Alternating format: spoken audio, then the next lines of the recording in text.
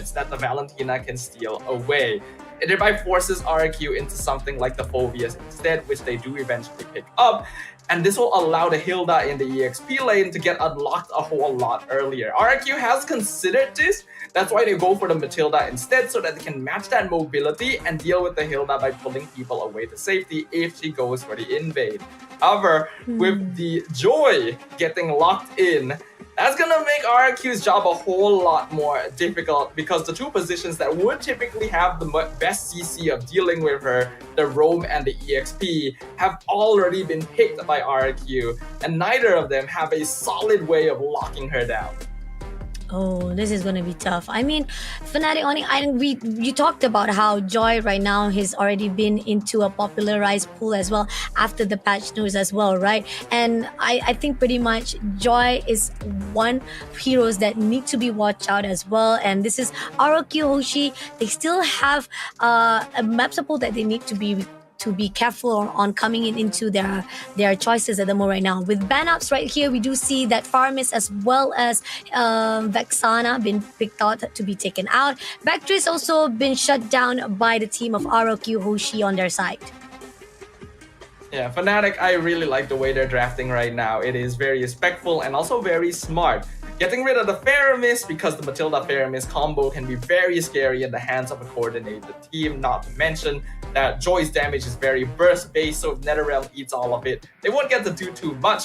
And the Vexana, which is one of the mages that can actually handle a Hilda or Joy jumping on them if they time the Terrified properly. Aurora, unfortunately, is not quite as easy to do with that.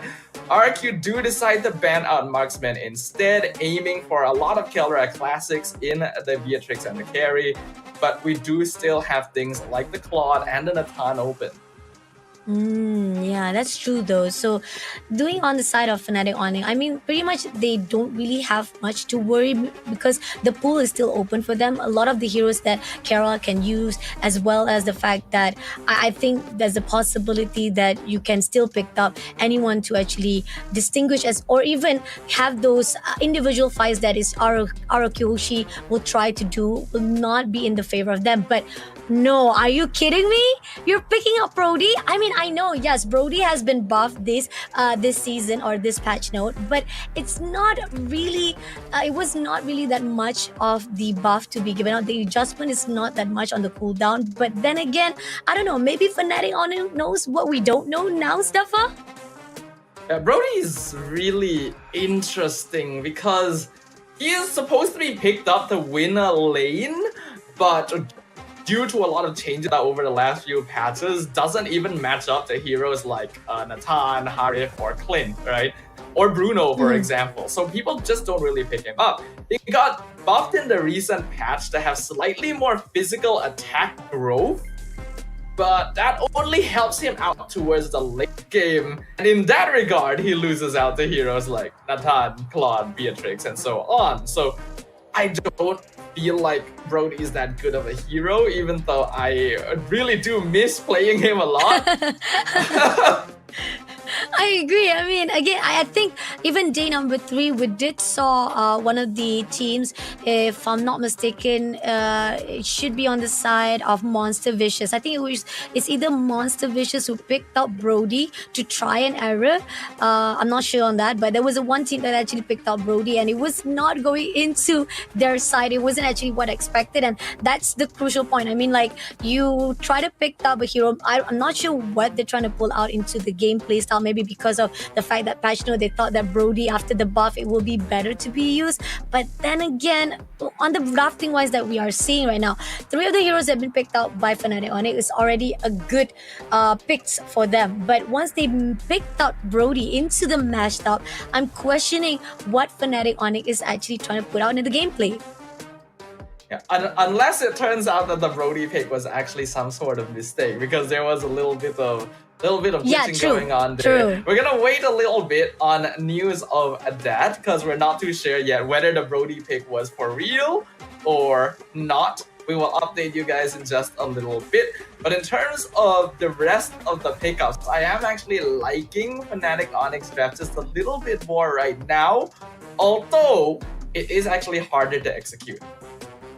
Agree, definitely. I mean, we're do truly sorry on the side of the drafting phase bugginess. I mean, we're unfortunately not able to actually capture it for a while, but hopefully we'll be able to get it as soon as possible so that we can actually get a full picture of what is it going to be like into this second round of the first series. Will it be on the side of Fnatic Onic to be able to control what are the respawn that is required going into Aroki? Because so far right now Aroki, let's take a look on the heroes that have been picked out by Aroki, right? I mean, they have, I mean, not to say not a good response, but it's those two crucial points where you have Suyo, yes, is a meta heroes to be put out, and you have to be careful. But I like the fact that they actually have Hilda to chase him around to make sure that he can actually cover the grounds, and we've seen this already happening in SPS. Open actually put out a really good aggression, but now finally this is round number 2, guys. I'm really, really sorry again on behalf of our side, but we are now going into round number 2, Aroki Indonesia versus Fnatic Onic Philippines. Ooh, and it looks like we've already missed a good chunk of the action, actually. We are nearly Yeah. 8 minutes into the game. The kill score currently 8-6 in favor of Fnatic Onic, but the goal score actually not too far apart. Looks like the Brody pick was actually for real, and Kelra has been doing pretty good so far. 2-1-3 score, and ooh, very close to taking out Edog there too. Oh, Edog, a little bit too aggression right now, but he had to pull away. But oh, and the other side, we do see Edog trying to insert himself. That's not going to be a good overextension, but Kirk will be immediately be punished by Durin. On the side right now, we do see Kelra had to pull away, but King Kong on the side will be shut down by Susujin, immediately getting 2 trades right now. And as we see it, it seems like Susujin is not done. He wants to pull another player of RRQ, but on the side of Fnatic Onic, unfortunately, Team Fnatic Onic, they're losing those 2 players in the process of trying to shut down Aroki. It's still not enough, but covering grounds on the map wise, look at this. We got 2 of the turrets already been taken out. Team Aroki looking better than ever. I do wish we got to see exactly what are the moments that led up to this situation, but looks like RQ Hoshi has been able to reclaim a gold lead, and Suchijin getting another Lord. While the late game scaling between these two is not as drastically different compared to game number 1 because there isn't something like a Claude to deal with, I do think that RQ still has the slightly better late game because Brody doesn't scale quite as well, and with a Harith and Suyo, you actually have a lot of damage to deal with. Agree, definitely. I mean, not only that, you got Rins using that Aurora as well. So Team Aroki, they're going out for the damage itself. Now pushing it straight to Kurt immediately. Durin trying to stop his way with the power of Villagers, but didn't manage to do so as Kurt managed to pull away. Now the Lord will be marching into the lane to clear out the last second turret in the mid. So far, RQ looks to be in control of this game. Fnatic Onic, they do have tools. Valentina and Joy actually do a surprising amount of DPS once they've got a few items under their belt. But Susujin just finished his BOD. So being able to control the fight is very, very crucial. Briscoe going to be the only real form of setup that Fnatic Onic can play around on that Arlet. But if the timing is incorrect, Rins, who did end up going Aurora in the end after Vexana got banned out, will be able to take over the fight. Oh, King Kong versus Susujin going in for the slash, but doesn't manage to get the knocks that is needed. King Kong still survive it out. Jungler versus jungler, it does seems in the favor of King Kong though, because Susujin had so much damage, but RQ with a really good call out respawn wise, that's the reason why King Kong had to pull away before he's been ganged out. But at the same time right here, another turret to be taken out on the second last tier. So that means it's all out to the last tier of Fnatic on it, holding on to their turrets. Looking at the gold leaderboard right now, Susujin right at the very top with Skylar right behind him as well. King Kong not quite at level 15, so there is an EXP disparity. We can see that the rotations from RQ Hoshi are very, very controlled with this Matilda. Oh, coming in straight away to try to go in for the power of Wilderness, but doesn't manage to take it out. Now, Durin had to pull away. So much overextension ended up having him to cause his own half line. But at the same time, right here, Zaman Force will not be able to have anyone to lock on. It's just so that to give them at least a slow down tempo coming into their own movement. But at the same time, right here, Fnatic Onic trying to find a way if they can actually pick up anyone from Arakyo Hoshi. Yeah, looking at the itemization right now, Holy Crystal already completed on Skylar as well. This is where Harry really starts hitting like a truck and continuing to invade the jungle. Oh, Psycho takes down Super Prince as well. Great job coming in with that hailstorm. But at the same time, right here, FNOC had to pull away. Yeah, things are not looking too good for Fnatic Onic Philippines right now. Nearly a 5k disparity between them, 12 minutes in. Malefic Roar just completed on Sutsujin. And while they do have tools to maybe manage the Suyo, they're having to spend a lot of it dealing with just Dyron and Skylar, both of which have kind of get out of free jail cards because of that Matilda. The way that they're able to dance in and out of the team fights, while a little bit different from game number one, is showing some similarities. The controlled rotation, really good micro play. That is how they're coming out on top against Fnatic right now. Agree, definitely. And taking a look on RQ Hoshi, doing a really good ground. They're looking over to the side of King Kong. E-Dog is looking for a way, but they pull away instead to go in for that two-way because they are going to actually prioritize on the wave as the Lord is already marching in. And seems like King Kong gets the input. He's going to actually recall back to join into the team fight. Pushing in straight away on the top right now. Hailstorm comes through, does get a hit to Kurt's side, but it's not going to be enough. The turret is coming in already. First of the trade from the mid lane is already been taken down. But on the side of Kirk, he's looking for one person to try to tag off. But it seems that Ara Kyoshi will deny it. But stun comes through, and it's going to be Super Prince to be able to take down Edo. First of all, overextension will be punished. But at this moment right now, we do see the side comes through from the side of RQ to be able to hold down that positioning. So much of the resource has been put out, but it's still not enough. There's very, very heavy pressure on Briscoe right now. That final slash is the only real way that Fnatic can really punish RQ for being out of position. And that was one clear example of it, but they were only able to find two. That's not quite enough yet. They're going to see what more they can take by pushing down mid.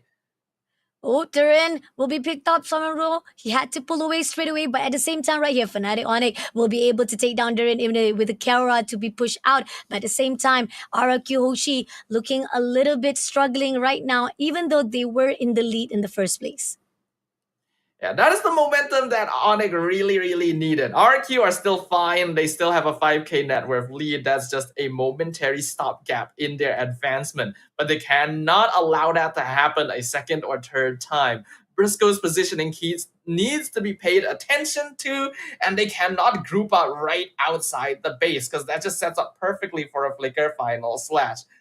Fnatic gonna use this opportunity to take as many structures as possible and look to regain control over the map so that they can more easily contest the next neutral objective. Agree, definitely. 30 seconds on the clock. Lord will be spawned out, and it seems that they're trying to actually push this wave to the side of Team RQ Hoshi. Let's see if it's going to be in their favor. Spotted out Kirk in the bushes.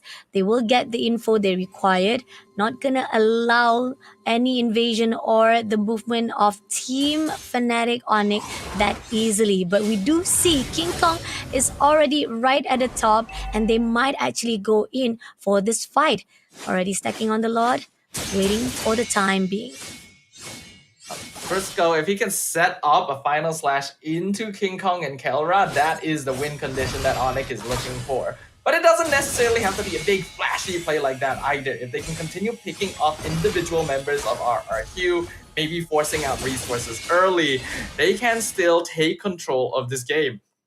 Oh, but they picked up, almost able to be taken out a little bit too overextension coming in from RQ, but still they managed to actually reposition themselves. But right now, Edo try to find a way to take down Prince, but on the other side, King Kong a little bit overextension. Oh, but he managed to pull away. Even that Zamasabo able to take down Brusco immediately. Now they're pushing it to Kelra. Takes down Kelra immediately by Susujin, and that's going to be an opening. But Super Prince tried to move away as quickly as possible, but will he be able to do so? So much damage been put out. Team RQ Kazu try to hold it out. Even even with the shots coming through by Scarlet, is still not gonna be in the favor, but still, that's already the enough damage that is needed. But Kurt, all by himself, tried to clear out the wave coming into the mid lane. Not sure what is going on, but Kurt now will be joining into the team fight. He tried to finish off the mid lane, but the slot will be able to clear out to give the opportunity for RRQ Hoshi to march on again into the baseline of Fnatic Onic.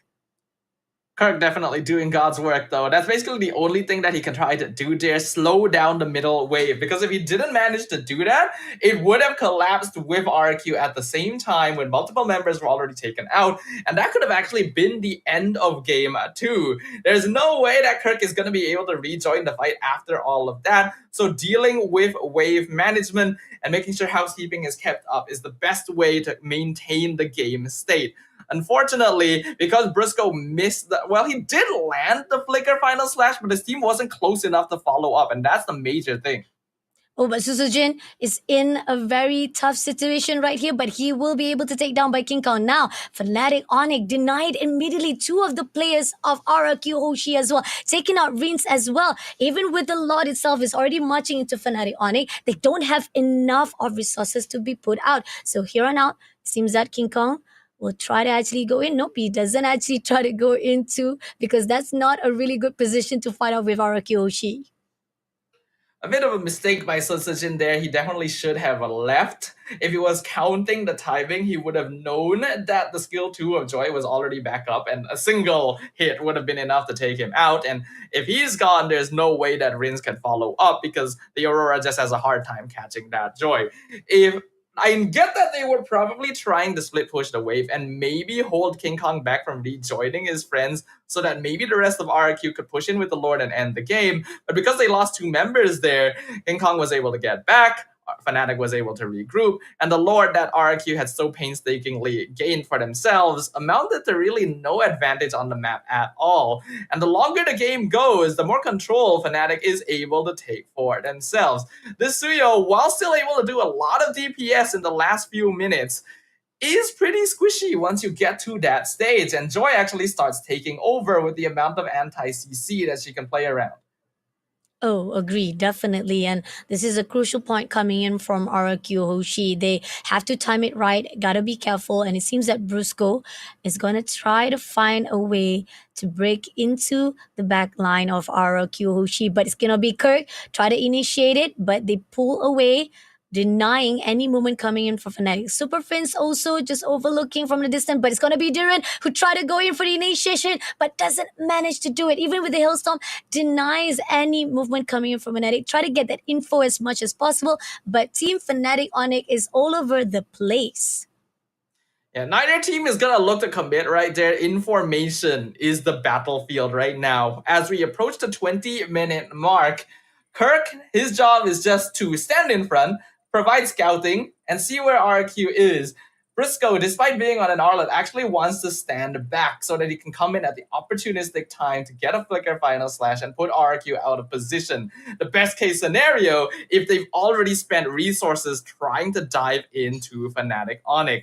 That mistake has already happened to them once. I highly doubt it'll happen again. It's going to really come down to how well Fnatic Onic can control the map and split apart the members so that they get a false sense of security that maybe they can start a fight. Oh, agree, definitely. I mean, looking on the side right now, they are great in positioning wise. The RRQ not allowing any of the backline comes in, even Fnatic also not giving any of the space to come through. But here on now, we do see Dirin going for initiation again. Everyone comes through. Brusco right on the pick, but doesn't manage to connect the dot as quickly as possible. And Fnatic Onic pull away as quickly. And now, Team RRQ Hoshi, they want to get this slot immediately done.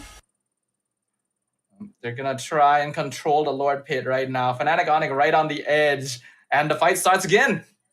The fight starts again. Kara will be picked out immediately by Jiren, but at the same time that Zaman Force will deny it of the movement, but he'll be able to take down Brusco as well, pushing into King Kong. Jiren going in for the power for the fight off the side of King Kong, but doesn't manage to put through. But Super Friends, win back take out, overextension come through, but Susujin will be able to take down by King Kong. But now Team RRQ, they want more. They're gonna try to push into Super Friends, going in with the Hailstorm, doesn't connect the dot. Skyler try to push away, slowing his down with the movement. Hailstorm again, and managed to take down Super Friends immediately, and now leaving 2 more plays to go. King Kong right in the open. They're looking for a way. Tyrion try to slow him down. Goes in for the slash. Doesn't manage to slow him down. And Team RRQ Hoshi just try to do as much damage as they could. But they want to finish this off already. Kurt comes in the fight. In between, he tried to survive it up. But Riz takes him down. And now one more play to go. Goes in for the team wiped out. And this is the end as RRQ Hoshi wins the series with 2-0. Such a good example of taking advantage of opportunities right in front of you. While Fnatic Onic was doing their best to hold their position to maybe steal away some resources, RQ was able to identify that, hey, they are actually split up looking for an angle, and if we can jump on Kelra as well as King Kong at the same time, then we have them on the ropes. After that, it's all a matter of chasing them down because they just have so many ways of doing so, especially with Matilda, Suyo, and Harif on their side. I think Super Prince actually played a really huge role in delaying that final push. He actually managed